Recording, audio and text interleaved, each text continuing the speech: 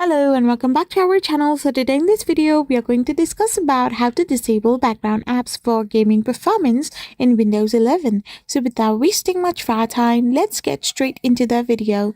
So to disable background apps for gaming performance in your Windows 11, first of all, you need to go to your settings. And once you're in your settings, you need to be in your system.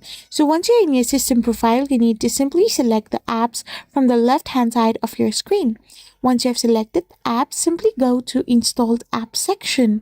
After you tap Open your Installed App section, you will end up in this interface. So simply scroll down below. Once you select the apps that you want to optimize, like the backgrounds, then you can simply select the three dots and go to the advanced option. Once you're in the advanced option, you can find the option called background app permission. Simply choose that and choose never. Till you have done this, you're all set. I hope you found this video helpful, so don't forget to hit that subscribe button and do give us a thumbs up. We will be back again with more informative videos. Thank you for watching and stay tuned for our next video.